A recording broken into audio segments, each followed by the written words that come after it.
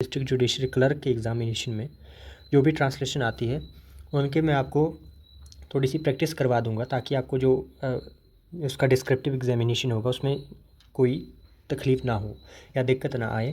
तो उसी को ध्यान में रखते हुए मैं 2-4 दिन से एग्ज़ाम को देख रहा था, इसके किस तरह की ट्रांसलेशन पूछी जाती है।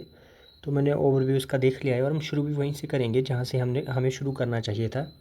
अभी जो मैं आपको ट्रांसलेशन करवाऊँगा वो high court district judiciary clerk के एग्ज़ाम ने 2022 में पूछी गई थी। तो हम लोग जो है वो सबसे पहले उसी को देखेंगे। उससे पहले एक छोटा सा मैसेज रहेगा मेरा कि आप में से कई बच्चे जो है वो ये पूछ रहे हैं कि डेट कब आएगी, एग्ज़ाम कब होगा, और इन सब चीज़ों को लेकर के बहुत ज़्यादा परेशान हो रहे हैं। देखिए, आप एक चीज़ पे ध्यान दीजिए कि एग्ज़ाम तो होगा और वो हो कर के ही रहेगा। आप इस चीज़ की चिंता ना करें। पता तो हम भी करते हैं कि कब एग्ज़ाम लेंगे, वो क्या करेंगे, ताकि आपको थोड़ा सा जो है वो एक आइडिया रहे और उसी वे में आप जो है अपनी प्रिपरेशन भी करें। पर देखिए, हाई कोर्ट है वो, कोई ऐसा आप उसको हल्के में ना लें, सीरियसली हाई कोर्ट है वो। और जब आप खुद जब इस एग्ज़ाम को क्लियर करेंगे और इस फील्ड में आएंगे तो आपको रियलाइज़ होगा, इस चीज़ का रियलाइजेशन भी आपको हो जाएगा कि थोड़ी सी चीज़ मुश्किल होती है क्लियर कट किसी भी चीज़ के बारे में बताना। भले ही आपके बगल में भी चीज़ें हो रही हो तब भी थोड़ा सा मुश्किल हो जाता है। तो इससे आगे आप समझ जाइए। बाकी जो एग्ज़ाम की बात है तो ये एक्सपेक्टेड है सितंबर में, क्योंकि ऑलरेडी टाइम बहुत ज़्यादा हो चुका है। तो अगर डेट अनाउंस होती भी है तो आपको टाइम जो है वो ज़्यादा मिलने वाला वैसे भी है नहीं है। मैं मान के चलूँ कि आपको 15 दिन मिलेंगे ज़्यादा से ज़्यादा। आपने पीछे देखा हो कि क्लर्क कम प्रूफ रीडर का एग्ज़ाम लिया मेंस का 20 जुलाई को हाई कोर्ट ने, तो उसको सिर्फ उन्होंने 12 को रिज़ल्ट दिया और आगे 20 को इसका मेंस ले लिया। इसलिए आपको बता रहा हूँ कि थोड़ा सा अपनी प्रिपरेशन को जो है वो अच्छे लेवल की करके रखें, ताकि देखिए, अगर ये अपॉर्चुनिटी चली गई ना आपके हाथ से तो शायद आपको फिर इसके बाद मौका जो है वो ना मिले इतना अच्छा, क्योंकि एक तो रेगुलर जॉब है और ऊपर से अगर आपने ये अपॉर्चुनिटी मिस कर दी इन सब चीज़ों में तो फिर आपके लिए मुश्किल होने वाली है, जेन्युइन मुश्किल होने वाला है फिर आपके लिए। क्योंकि अगर हाई कोर्ट की बात करें तो शायद अब आगे आपको एग्ज़ाम इसके देखने को ना मिले 2 साल तक, तो फिर बहुत सारी चीज़ें जो है वो छूटती चली जाती है। इसलिए जितना आपके पास समय है उसका अच्छे से यूटिलाइज़ कीजिए, ट्रांसलेशन पे फोकस कीजिए, टाइपिंग पे फोकस कीजिए। ये जो आपको पता लग गया होगा कि जो एग्ज़ाम होता है हमारा वो टोटल जो होता है वो टोटल 80 मार्क्स का होता है, और जिसमें से 50 मार्क्स जो है वो हमारे ऐसे कैरी करते हैं और 30 मार्क्स जो है वो ट्रांसलेशन में आते हैं। मतलब कि ऐसे की बेटी जो है वो बहुत ज़्यादा है, ऐसे काफ़ी ज़्यादा रोल प्ले करता है आपकी सिलेक्शन में। ये जो हमारे पास ट्रांसलेशन है, ये देखिए, ये जो 2022 के एग्ज़ाम हुआ था उसकी ट्रांसलेशन है। तो हम इसको देखेंगे कि इसको कैसे ट्रांसलेट करना है। इसमें ऐसा कोई भारी भरकम सेंटेंस नहीं है कि जिसमें आपको बहुत ज़्यादा कॉम्प्लेक्स सेंटेंस था जिसकी ट्रांसलेशन में आपको दिक्कत आए, पर फिर भी हम देखेंगे इसको कि कैसे इसको हमने एड्रेस करना चाहिए था। हम देखेंगे, इधर देखिए, शुरू करते हैं हम इसको। पहले मुझे दोनों पसंद है, क्या है इसमें, कुछ नहीं है, 2 वर्ड है कुल, इसको ट्रांसलेट करने में कोई भी मुश्किल आपको नहीं आनी चाहिए थी। नेक्स्ट इन्होंने लाइन दी हुई है, आप बेवजह यहाँ बैठे हैं, किसी से भी ये ट्रांसलेट करवा लो तो वो बोल देगा कि आपको यू से ट्रांसलेट करेंगे। यू के साथ हमेशा हेल्पिंग वर्ब जो है वो आर वर्ब लगती है, प्लूरल वर्ब लगेगी। सिट बैठना से सिट होता है, सिटिंग लगेगा, हर, विदाउट और रीजन। तो इस तरह से ये छोटी छोटी सी ट्रांसलेशन थी। और कुछ एनीथिंग एल्स, ये दिन में हम 1000 बार बोलते हैं, उसे अंदर लाओ, ब्रिंग हिम इनसाइड। देखिए, जब ऐसी सिचुएशन आए तो इन दोनों को यूज करिए, पर अगर दोनों यूज ना करना हो हिम, तो हिम जो है वो अप्रोप्रिएट रहता है इस सिचुएशन में। फिर उसके बाद ये रही आपकी घड़ी, हियर इज़ योर वॉच। कोई मुश्किल नहीं थी इसमें। मैंने अपना घर छोड़ा ही था कि बारिश शुरू होगी। थोड़ा सा ये जो है वो एक आपके लिए थोड़ा सा, मतलब एक ये सेंटेंस जैसा था जिसमें past perfect and past indefinite का आपको मिक्सचर देखने को मिलता है। तो आपको इसको ट्रांसलेट करना था, I had just left my house when it started raining. जहाँ तक हमें याद आता है वे परसों यहाँ थी। As far as we remember she was here the day before yesterday. इस तरह से इसको ट्रांसलेट करना था। जैसे ही वह स्टेशन पहुँचे बस चल पड़ी।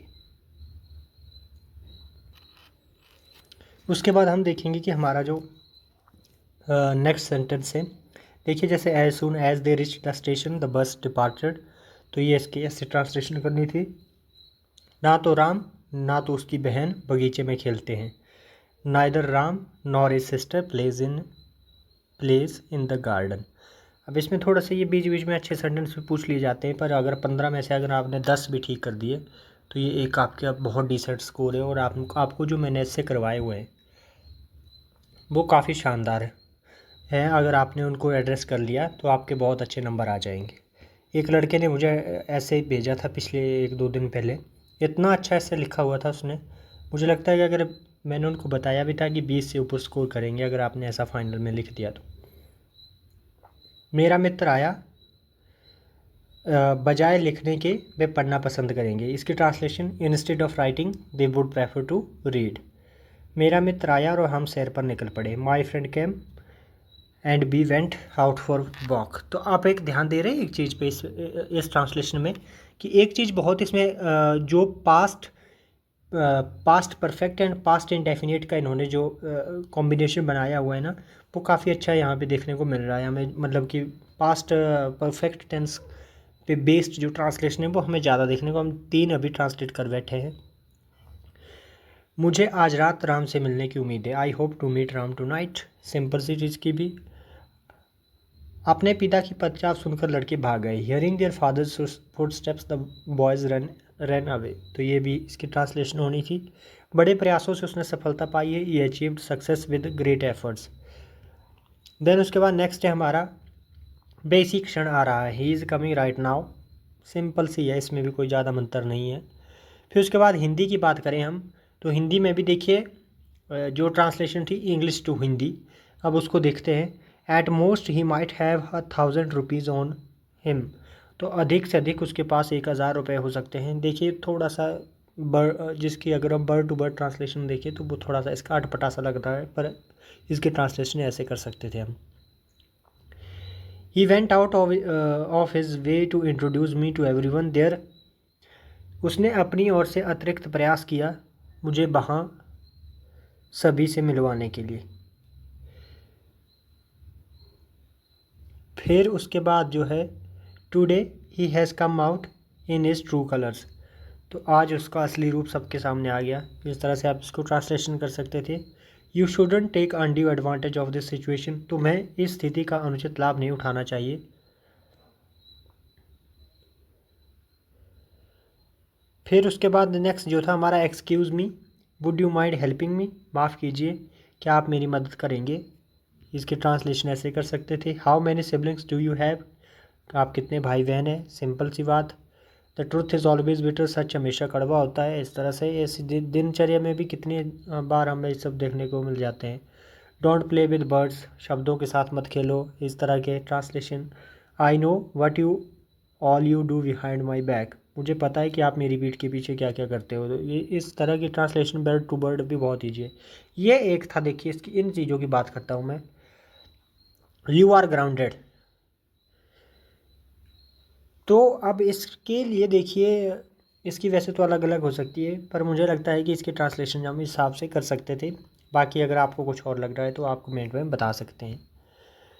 Nothing can describe the confusion of thought which I felt when I sank into the water. तो इसकी ट्रांसलेशन, जब मैं पानी में डूबा। देखिए आपने वर्डों पे भी ध्यान देना है। सैंक सेकंड फॉर्म इनटू वाटर, तो मतलब कि डूबा है। तो ऐसे जब मैं पानी में डूबा है, ऐसा नहीं होगा। जब मैं पानी में डूबा तो जो विचारों का भ्रम या द्वंद्व मैंने महसूस किया, उसे कोई शब्दों में व्यक्त नहीं कर सकता है। तो इस तरह बस आपका जब ट्रांसलेशन करते हैं ना, तो उसमें एक चीज़ का ध्यान देना है आपने। जब ट्रांसलेशन करते हैं तो उसमें एक चीज़ का ध्यान देना है कि आपका टेंस और आपका जो आपका जो टेंस है और टाइम है, टेंस बोल लो या टाइम बोल लो, वो आपका चेंज नहीं होना चाहिए। उसके बाद जो भी उसके साथ फिर हेल्पिंग वर्ब लगेगी, जो सिंटेक्स बनेगा, उसको फिर आपने चेंज नहीं करना है। जैसा वो हिंदी में था वैसा इंग्लिश में रहे, इंग्लिश में रहेगा वैसा हिंदी में रहे। फिर the soldier having arrived the mob dispersed. सैनिकों के आते ही भीड़ तितर बितर हो गई। The fact that he is silent proves his guilt. तो ये तथ्य है कि वह चुप है उसके अपराध को सिद्ध करता है। ही served his sentence and was released. उसने अपनी सज़ा काटी और रिहा हो गया। देखिए इस तरह के कोर्ट के भी अब इसमें आ रहे हैं 2-3। His object became known and everybody try to help him. उसका उद्देश्य ज्ञात हो गया और सब ने उसकी मदद करने की कोशिश की। तो ये एक छोटी सी इसमें देखिए कोई बहुत बड़ी बात नहीं है। ट्रांसलेशन को मैं आपको सच बता रहा हूँ, कोई आपको इतना परेशान या इतना घबराने की कोई ज़रूरत नहीं है। ये कोई बहुत बड़ा टास्क नहीं है आपके लिए।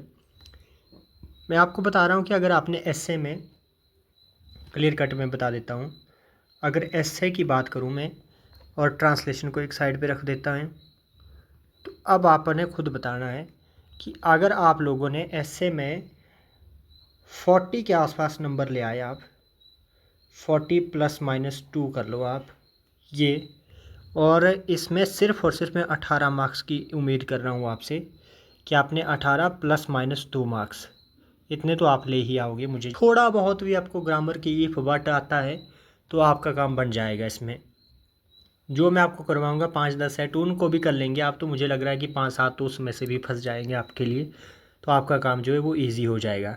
आप देख रहे हैं कि ऐसा नहीं है कि सारी ट्रांसलेशन टफ आ रही है, कम से कम 5 तो डुएबल है ही। कम से कम 5 तो हिंदी अंग्रेजी में ऐसी हैं जो सीधी सीधी है, सिंपल सिंपल बिल्कुल। तो आप जो है वो 10 नंबर तो आपके वो बन गए। फिर आप इतने टाइम से तैयारियां कर रहे हैं तो 5-7-10 नंबर की आपको एक्स्ट्रा एज मिल जाएगी। तो अगर आपने इतना कर दिया तो 60 से ऊपर जो भी बच्चे जाएंगे ना, मतलब मैं उनको बता रहा हूँ कि वो तो फिर मतलब ऐसा है कि एंड तक जो है वो कंटेंशन में रहेंगे जब तक की लड़ाई ख़त्म नहीं हो जाती है। पर जो 55 से नीचे रहे ना, उनके लिए थोड़ा सा कॉम्प्लिकेटेड हो सकती है सिचुएशन। फिर उनको डिपेंड करना पड़ेगा दूसरों की टाइपिंग पे, कि दूसरों की टाइपिंग अच्छी ना हुई हो, ऐसा हुआ हो वैसा हुआ हो, तो फिर थोड़ी सी चीज़ें जो है वो नॉर्मल नहीं रहती है। पर अगर जो मैंने चीज़ें आपको बताई, अगर आप उनको रेगुलरली फॉलो कर रहे हैं तो आपको परेशानी नहीं होगी, और इसलिए ज़्यादा घबराने की ज़रूरत है नहीं। बाकी आप देख लीजिए अभी जो है जैसा कि एक SBI जूनियर एसोसिएट की पोस्ट भी आई हुई है। अगर आपको लगता है कि आपका मैथ और इंग्लिश जो है वो थोड़ा ठीक है तो आप उसके लिए भी ट्राई कर सकते हैं। तो आपको जो जैसे ठीक लगता है आप कीजिए। बाकी प्रिपरेशन जो है वो थोड़े बड़े एग्ज़ाम की करके रखें ताकि मुश्किल ना हो आपको बाद में। और हल्के में भी नहीं लेना है, बिल्कुल इग्नोर भी मत करना। पर ऐसा कि घबराने की ज़रूरत भी नहीं है। अगर आप रेगुलरली जो है वो 2-2 घंटे भी दे रहे हैं 3-3 तो आप बहुत है। और रेगुलर रहना है बिल्कुल टच में। अगर आपने 50,000 बच्चों में अगर आप 400 में शॉर्ट लिस्ट हो गए हैं तो ये अपने आप में एक बहुत बड़ी उपलब्धि है आपके लिए। और इसके बाद आप कोशिश कीजिए रेगुलर रहने की, और रेगुलरिटी के साथ जो है वो दूसरे एग्ज़ाम को भी देखते रहें। जब आपने जो पढ़ाई की है आपको पता है कि हम इससे बेहतर कर सकते हैं तो हमेशा बेहतर करने की कोशिश में रहें। Thanks for watching. अगर आपको ये सब अच्छा लग रहा है, इनिशिएटिव अच्छे लग रहे हैं, तो आप अपने फ्रेंड्स के साथ भी शेयर कर सकते हैं। और ऑन द अदर हैंड जो है वो हम पॉलिटी की भी एक सीरीज़ शुरू की हुई हम लोगों ने, और उसका जो हम वो फर्स्ट सेगमेंट ख़त्म कर चुके हैं। जो कॉन्स्टिट्यूशनल बैकग्राउंड था हमने वो ख़त्म कर दिया। अब हम सिस्टम ऑफ गवर्नमेंट की तरफ गए हैं। तो उसके ऊपर भी अगर आपको किसी को लगता है कि आपको पढ़ना चाहिए तो आप उसमें भी आ सकते हैं, शायद उसमें भी आपकी थोड़ी बहुत हेल्प हो जाए। और आगे के जो एग्ज़ाम आएंगे, जैसे कि हो सकता है कि आने वाले टाइम में नायब तहसीलदार आपको देखने को मिल जाए हिमाचल में भी एक, जो अपने आप में एक प्रेस्टिजियस एग्ज़ाम है, तो उसके लिए शायद मुझे लगता है कि वो काफ़ी अच्छा आपके लिए हेल्प कर सकता है। देन HS तो हर साल हम देखते हैं कि हिमाचल प्रदेश एडमिनिस्ट्रेटिव का एग्ज़ामिनेशन होता है, वो तो हर साल ही आता है रेगुलर बेस पे, तो आप उसको भी कंसीडर कर सकते हैं। और बाकी प्रिपरेशन आप कंटिन्यू रखिए। मिलते हैं अगले लेक्चर में, उसी के हिसाब से आप प्रिपरेशन करेंगे। मैं आपको जो है वो वीकली 4 ट्रांसलेशन प्रोवाइड करवाऊँगा, 2 हिंदी की 2 इंग्लिश की। और मुझे लगता है कि इनफ है इतना अगर आपने कर लिया। बीच में 2-3 जो ऐसे पैसेज टाइप भी कर लेंगे ताकि थोड़ी सी प्रैक्टिस उसकी भी रहे साथ में। ऐसा ना लगे कि बिल्कुल ही हम पिछड़े हुए हैं, सिर्फ हमने ऐसे पॉइंट्स में ही नंबर में ही ट्रांसलेशन की प्रैक्टिस की और उधर आ गया पहरा। पैसे तो आता नहीं है पर फिर भी एक सेफ्टी के लिए हम करके रखेंगे। Thank you.